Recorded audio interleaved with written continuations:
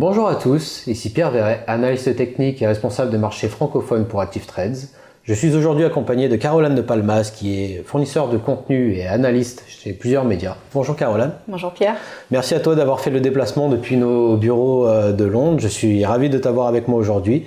Et j'ai quelques questions à te poser pour ce fameux portrait de trader. C'est parti. Alors déjà pour commencer Caroline, j'aimerais savoir un petit peu comment t'es venu cet attrait, cette passion pour les marchés financiers. Alors moi, tout a commencé avec mon grand-père, qui a maintenant 86 ans, mais qui a toujours été dans la bourse. Lui, si tu veux, c'était l'époque où tu pouvais passer des ordres que par téléphone, ou aller voir directement ton banquier surtout. Tu pouvais voir les cotations, l'évolution des cours de bourse dans les journaux, c'est ce qu'il faisait. Après, bien sûr, il a connu l'évolution, l'arrivée des plateformes Internet, d'autres produits financiers comme les CFD. Et c'est lui qui m'a parlé un petit peu de l'importance de l'investissement, des possibilités aussi de trader sur le court terme, et qui m'a un petit peu poussé à continuer mes études dans cette direction, puisqu'en fait, j'ai suivi une école de commerce où pendant 3 ans, on avait, on va dire, un enseignement général, avec du marketing, des ressources humaines, de la finance. Et au bout de 3 ans, on devait choisir une spécialité. Et donc, il m'a dit, vas-y, choisis finance, donc un master 1 en finance d'entreprise, un master 2 en finance des marchés. Tu pourras avoir les connaissances nécessaires pour t'occuper de ton argent, pour créer un portefeuille, pour essayer d'avoir un coussin de sécurité. Voilà, donc c'est mon grand-père, la famille, rien d'original. Très bien, c'est une passion vraiment qui s'est transmise de manière familiale. Alors bon, déjà pour commencer, les gens ne savent pas forcément, tu as eu plusieurs casquettes dans cette industrie financière, cette industrie de l'investissement, on va dire. Tu as travaillé tout de suite très tôt avec tout un panel de professionnels, tu as été vendeuse de logiciels de bourse, tu as travaillé avec un fonds de gestion, un hedge funds, tu as également travaillé avec des brokers et puis avec d'autres médias financiers. Parmi toutes ces casquettes, quelles ont été les expériences les plus marquantes? Où est-ce que tu as le plus appris? Qu'est-ce que tu aimes le plus faire? Ok, c'est une question très intéressante. C'est une question très intéressante à laquelle il est difficile de répondre parce qu'en fait, chaque expérience amène son lot de connaissances, son lot de compétences également, et chaque expérience professionnelle m'a permis de développer une partie de ma carrière ou de ma personnalité également. Absolument, oui. Pardon. Donc, quand j'ai travaillé pour un logiciel de bourse qui était basé sur les corrélations, qui aidait les traders, notamment particuliers. Sur Forex, donc Alors, il y avait... Non, pas nécessairement. C'était toutes les classes d'actifs. On avait même actions et indices pour essayer de trouver justement ces moments où 2 actifs différents, 2 classes d'actifs, ou 2 actifs allaient justement dans 2 directions opposées. Mais ça marche très bien pour les devises, pour essayer de savoir justement quelle paire de devises a le potentiel de croissance ou de baisse le plus intéressant. Voilà, sur le FX, on s'en sert beaucoup pour effectivement, comme tu viens de dire, détecter les paires les plus directionnelles. Exactement. Parce que si l'euro et le dollar vont dans le même sens, ça ne sert pas forcément à trader l'euro-dollar, évidemment. Voilà, c'est ça. Comme tu dis, c'est le potentiel. Comme tu dis, c'est le potentiel de hausse ou de baisse d'une devise en fonction. Donc des outils quantitatifs. Une paire de devises, oui. Ça va être des outils quantitatifs qui sont eux par contre beaucoup utilisés par les fonds de gestion notamment. C'est un peu moins utilisé, d'après mon expérience, la sphère des traders particuliers utilise facilement l'analyse technique, beaucoup plus facilement que ces outils quantitatifs comme graphique de performance ou matrice de corrélation. Donc tu as eu cette expérience également chez ce fonds de gestion.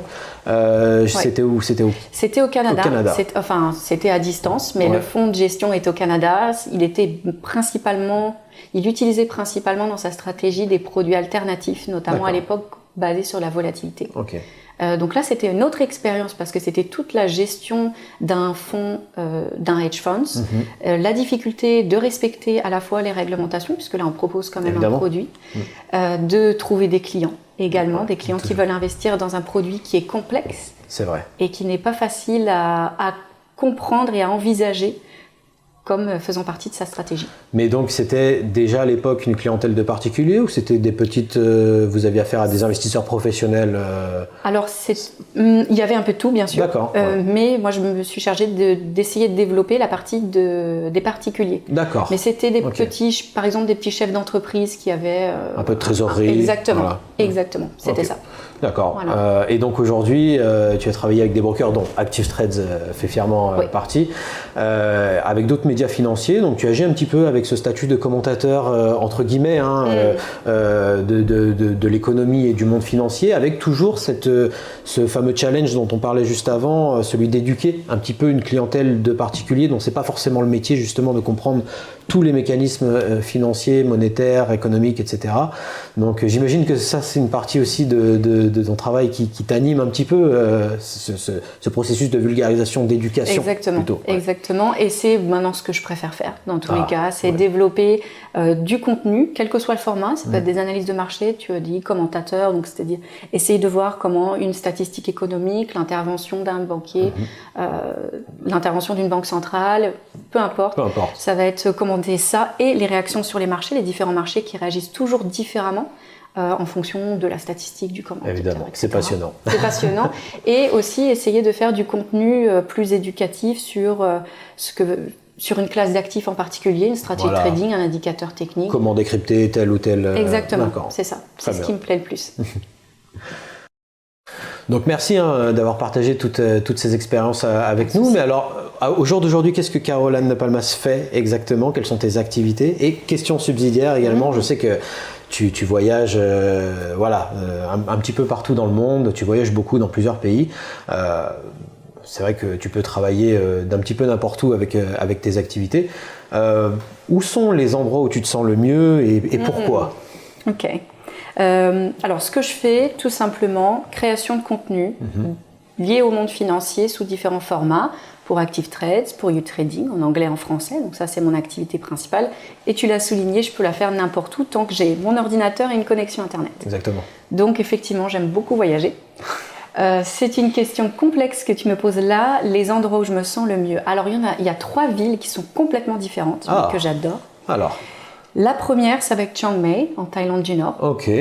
Il fait chaud. Moi, j'adore les pays où il fait chaud, même si c'est humide. J'adore la nourriture thaïlandaise. Culturellement, c'est super intéressant. J'aime beaucoup marcher. Donc, une fois qu'on est dans le centre historique, on peut marcher facilement. D'accord. Il y a aussi une culture de l'entrepreneuriat et des digital nomads, un peu là-bas. Donc, il y a beaucoup de cafés. Tu peux travailler facilement. Ça, j'adore. Donc, ça, c'est une première ville. Ensuite, c'est Cracovie en Pologne. Complètement différent. Complètement, il y a aux vraiment antipodes. pas de lien. Alors là, c'est pas une belle ville en soi, comme on pourrait dire de Paris, de Londres, mais j'adore me balader là-bas, l'atmosphère, l'histoire, les bâtiments, les quelques monuments. Une bonne ambiance, une bonne énergie peut-être aussi. Moi j'aime bien. C'est un peu sombre, mais j'aime bien. Il y a plein de bars, petits restos, on mange tôt. Moi je mange tôt. J'adore les endroits où je peux manger tôt. Donc ça c'est top. Et la 3e ville, c'est Séville. L'Espagne, là, pareil. Donc on retrouve la chaleur, le beau temps. C'est pas loin de chez moi puisque j'habite en Andorre. Enfin, c'est pas loin, entre guillemets. Et voilà. Parce que tu disais justement quand tu parlais de la Thaïlande que tu aimais les endroits chauds, après tu m'emmènes à Cracovie. Oui, non, c'est pour ça qu'il y a quand même 3 villes totalement différentes. D'accord. Mais voilà, la façon de se sentir, tu sais, tu voyages, tu sais que tu peux faire quelque chose, il y a des bars sympas, il y a des restos, il y a des cafés pour travailler. Tu peux sortir, c'est assez... pour travailler, ça c'est intéressant. Des cafés pour travailler, puis tu n'es pas non plus dans le brouhaha de Londres ou de Paris ou de voilà. Donc c'est d'accord, très bien. Et bien sûr, la France, pays d'origine, l'Australie, pays de mon partenaire. Tu reviens souvent en France? Et Andorre, chez moi. Oui, je vois mes parents plusieurs fois par an, ma famille plusieurs fois par an. Dans quel coin? Paris ou... La région parisienne. D'accord, ok, très bien. Ok, alors maintenant, si tu le veux bien, Caroline, on va parler un petit peu marché, économie, marché financier. Est-ce que toi, à titre personnel, tu es toujours active sur les marchés en tant qu'investisseur? Alors, investisseur, oui. Trader, non. D'accord. J'ai plus le temps, j'ai pas l'énergie ni l'espace mental, on va dire, pour trader activement comme j'ai pu le faire en scalping, en day trading il y a quelques années. Donc je suis active, oui, avec une vision long terme, très long terme. D'accord. Et alors, du coup, quelles sont les classes d'actifs que tu privilégies sur tes portefeuilles long terme, très long terme? Moi, avec mon profil de risque et mes objectifs, ça va vraiment être facile, entre guillemets, actions, ETF, obligations. Peut-être un petit peu métaux avec l'or. D'accord, donc vraiment diversifié au final. Oui, c'est nécessaire. Tu as des obligations, Bien des sûr. equity, peut-être un peu de crypto, peut-être pas Crypto, pas tout à fait. Pas tout à fait. Non, ça va pas avec mon profil de risque, on va dire ça. Très bien, parce que oui, effectivement, on le rappelle, avant de commencer à investir, je pense qu'une des règles d'or, c'est de déterminer son profil d'investisseur, ses contraintes et objectifs d'investissement. Bien sûr. Voilà. Sans ça, c'est difficile d'établir une stratégie et de choisir les bons véhicules de placement, donc c'est ça. Évidemment. Alors, justement, avec cette approche, j'allais dire long terme, voire même très long terme, puisque tu l'as dit, c'est des portefeuilles qui vont sur plusieurs années, voire même plusieurs dizaines d'années, on imagine. Est-ce que toi qui as un nez dans l'actualité constant, tu fais des analyses, tu décryptes un petit peu l'actualité, donc parfois tu peux arriver à voir venir certaines choses, et quand tu vois un signe noir arriver, je sais pas moi, un Covid, un Trump, un Brexit, peu importe, quelque chose dont tu sais que ça aura un effet sur un actif ou une classe d'actifs sur plusieurs semaines, plusieurs mois, voire peut-être plusieurs années, est-ce que sur ton portefeuille long terme ou très long terme, tu fais des réajustements, des réallocations, tu te couvres temporairement? Comment tu gères ces périodes un petit peu de stress temporaire, on va dire, sur les marchés? Alors, couverture, non, pas particulièrement. D'accord. En revanche, c'est très important de rester quand même au courant de l'actualité et de profiter de ces moments d'actualité. Ouais. Effectivement, là, tu as mentionné le Brexit, Trump, le Covid, il y a la guerre en Ukraine, si on va être plus récent. Ce sont des opportunités d'investissement si on arrive à déterminer dans quel actif investir à ce moment-là. D'accord. Ça ne veut pas dire qu'on aura raison, mais c'est un très bon moment pour revoir notre portefeuille. Et moi, j'aime bien rajouter des actifs, des actions, des indices ou surpondérer. D'accord. Donc en fait, plutôt que de faire des réallocations complètes, de changer ton exposition de secteur en secteur, etc., tu vas profiter de ces périodes entre guillemets de stress pour rentrer en portefeuille des valeurs que tu n'avais pas avant ou qui sont devenues attrayantes parce qu'il y a eu une décote ou que. D'accord. C'est ça. Je trouve que ce qui est intéressant de faire, c'est toujours d'avoir une liste d'actions, d'actifs qu'on suit, qu'on aime bien, évidemment, qu'on aimerait bien ajouter à son portefeuille, justement pour les moments comme ça où il y a une forte baisse de leur valorisation, sans pour autant qu'il y ait un changement de leurs fondamentaux. D'accord. Mais en plus, surtout si dès le départ, tu as un portefeuille déjà bien diversifié, généralement, tu peux absorber ces périodes de stress sans que ça ait trop de dégâts sur ton portefeuille long terme. Mais c'est toujours bien de pouvoir rentrer en portefeuille, justement, ou de pyramidaliser, on va dire, de surpondérer, comme tu dis, certaines valeurs que tu as déjà en portefeuille. Oui, je pense que c'est important de toujours se laisser un petit coussin financier au sein de l'investissement. La poudre sèche un petit peu. Pour pouvoir entrer dans le marché s'il y a vraiment une bonne opportunité en fonction de ses objectifs, de sa tolérance au risque, etc. Alors bon, maintenant qu'on en sait un petit peu plus sur ton profil d'investisseur, investisseur très long terme et multi-asset, j'ai envie de dire, equity, bonds, etc. Quelles sont tes règles d'or en trading? On a tous appris, tous les investisseurs ont tous appris, ont tous connu des périodes de stress. Quelles sont tes règles d'or en trading? Et question subsidiaire, quels conseils tu donnerais à quelqu'un qui aimerait se lancer? Alors tu l'as dit, il y a des nombreuses informations en ligne, on a fait plein de vidéos et d'articles là-dessus. C'est vrai. Ça va être un peu bateau ce que je vais dire, mais moi vraiment ça a joué. C'est vraiment, ne sous-estimez pas, les investisseurs, il ne faut pas sous-estimer l'importance du savoir et de la gestion des émotions. Et ça, vraiment, moi, surtout si on fait du trading à court terme, alors moi, j'ai vu tous mes biais psychologiques quand il y a eu des petits moments de stress. C'est là vraiment qu'on voit comment on peut réagir sur les marchés. Évidemment. Et ce serait vraiment ça, renforcer ses connaissances, à la fois du trading, mais aussi de la plateforme de trading qu'on utilise. Évidemment. Parce que moi aussi, j'ai eu des petites surprises en n'ayant pas bien appris comment utiliser la plateforme de mon broker. Des petites surprises dont je me serais bien passée. Et voilà, et les émotions. Vraiment se rendre compte qu'elles peuvent affecter nos réactions et notre analyse du marché d'une manière dont on n'est pas toujours conscient. Je suis d'accord et c'est surtout quand on démarre en trading, on a tendance à être un petit peu peut-être surconfiant à certains moments et on a du mal, enfin moi en tout cas ça a été mon cas aussi, à mesurer l'ampleur de l'impact que peut avoir la psychologie sur les décisions de trading. C'est vrai que les décisions d'investissement, parce que c'est vrai qu'on parle de trading à très court terme, mais l'investissement c'est pareil, mettre des fonds, mettre de l'argent sur telle ou telle valeur, ça reste une décision importante et c'est important d'être toujours d'être dans les meilleures conditions mentales pour prendre ces décisions-là. Mais généralement, une bonne gestion du risque, une bonne méthodologie d'analyse alors ça ne va pas canaliser intégralement toutes les inquiétudes qu'on peut avoir, toute la panique qu'on peut ressentir. mais ça limite fortement les biais émotionnels. Qu'est-ce que tu en penses? Tout à fait. Ouais. Si on est bien préparé, c'est un peu comme tout. On doit être bien préparé, on doit utiliser les bons outils. Déjà, ça c'est une bonne base pour pouvoir avoir un bon résultat. Ça ne garantit pas en finance, en bourse, il n'y a aucun résultat qui est garanti. Mais tout à fait, on a besoin d'une bonne préparation, d'un bon management, d'une bonne stratégie, d'une bonne vision. Des plans de trading ensemble, finalement. Donc la psychologie, on retiendra la psychologie, je suis assez d'accord. C'est vrai que c'est ce qui tue, en tout cas d'un point de vue broker pour Active Trade, c'est ce qui tue la plupart des particuliers qui perdent en bourse. C'est vraiment l'absence de méthode qui conduit à la détresse, la panique, etc. Toutes les émotions néfastes qu'on connaît. Exactement.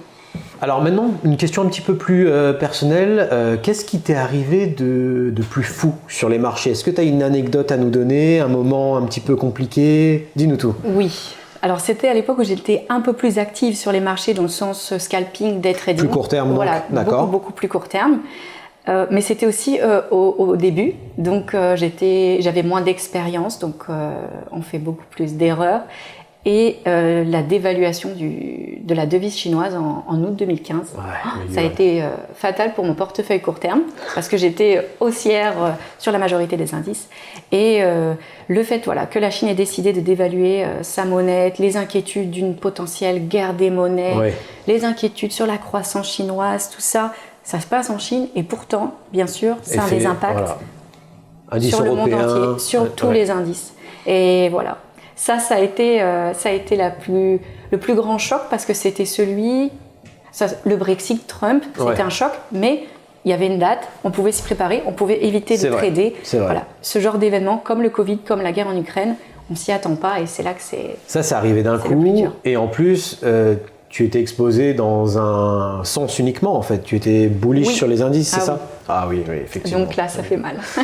Oui, mais on apprend, c'est à travers ces moments-là justement que... j'ai appris énormément de choses puisque c'était beaucoup d'erreurs de débutants. Parce que encore une fois, comme tu dis, c'est un problème qui n'est pas... C'est ce qu'on appelle un signe noir, c'est quelque chose qu'on ne voit pas arriver.